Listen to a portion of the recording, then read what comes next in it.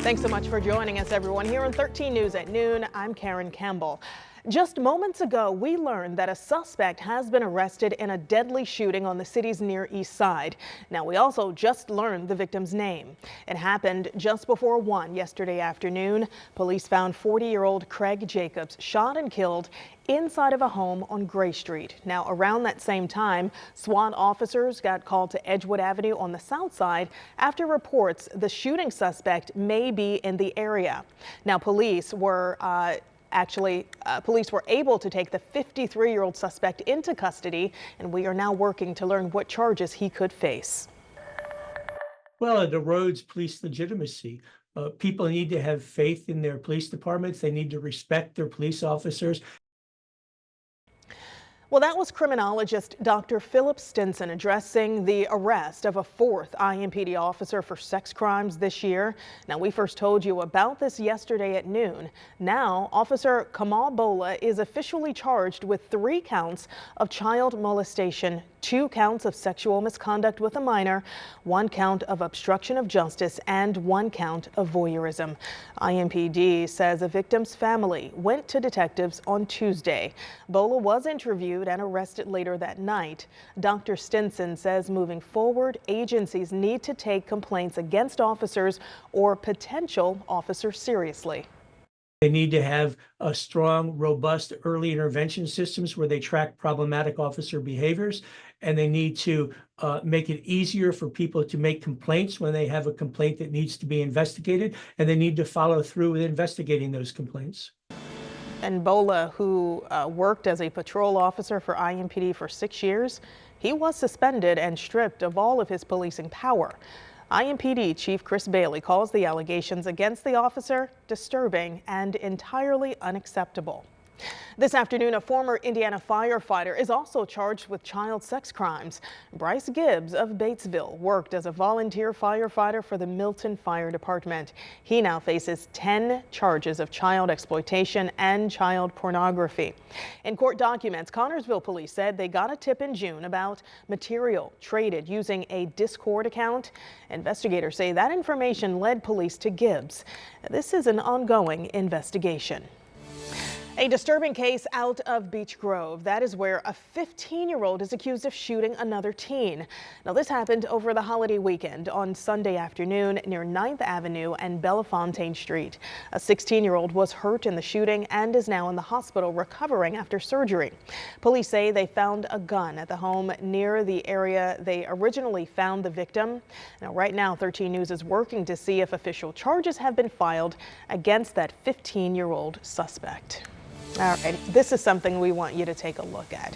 A water main break on the city's near north side earlier this morning. And of course, you can see this water just spraying everywhere as crews tried to fix this issue. Now, this was on Sutherland Avenue near 30th and Fall Creek Parkway. The break has since been sealed off, and right now, 13 News is reaching out to Indy DPW for more information to find out what led up to this break and if any customers in the area have been affected. Of course, we will pass that information on to you once we do get any updates on air and online at WTHR.com. All right, let's give you a better look outside right now. This is over downtown Indianapolis, and yeah, mainly sunny this afternoon. And Sean Ash is here to talk about a warm-up and some possible showers and thunder. Yeah, better chance we might see something on our radar tomorrow. Today we focus on near 90-degree temperatures. All right. Hang tight, however. You might want to start digging out a little heavier coats. You're going to need them as we go into the weekend here, but not today. Yes, we're already in the lower 80s. We hit 86 over most areas yesterday afternoon, so we're ahead of that pace.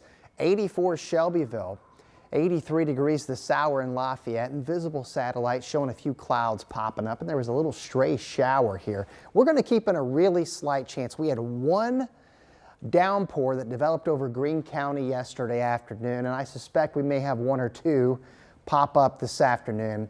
Most areas will stay rain free, and we're going to see these temperatures peaking out close to 90. Beautiful shot there in Nashville and Brown County. Here in downtown at this hour, 82, dew point 64, southwest wind 10. A little more humid today and hotter finish as we're pushing almost 90. Ahead in the 7-day, we're timing out the rain chance for tomorrow. and 30s and 40s for forecast lows. We'll see with that coming up in a few minutes. They are sitting on this evidence that they know is in existence, and they never get to allow the jury to see that. We are hearing from a legal analyst this afternoon following yesterday's ruling from Judge Francis Gull to block jurors from hearing key evidence in the Delphi Murders trial. Richard Allen is accused of killing 2 Delphi teenagers, and just months after his arrest, Allen's public defender said the teenagers were not killed by Allen, but by followers of a pagan religion called Odinism as part of a ritualistic sacrifice. An expert on ritualistic crime scene investigations testify the Delphi crime scene does show classic signs of an Odinistic sacrifice. State police even investigated that possibility. But Judge Gull says the defense team failed to show a clear link between Odinism and the murders. If you have evidence or you have information that someone else is the bad actor, that someone else committed this crime, you have to be able to present that. And this new ruling raises questions about whether the state court of appeals might reverse the judge's decisions and order a new trial if Allen is convicted and decides to appeal. Allen's trial is scheduled to begin in 6 weeks. This afternoon, the Belfort Bridge is set to make its final move to Geist Park in Hamilton County. Now, this bridge was built back in 1869, but it collapsed into the White River after a storm in 2006. It is now restored and heading to its new home over Geist Reservoir. Well, the Indiana Fever are simply just red hot right now. They have won 5 games in a row after beating the LA Sparks last night 93-86.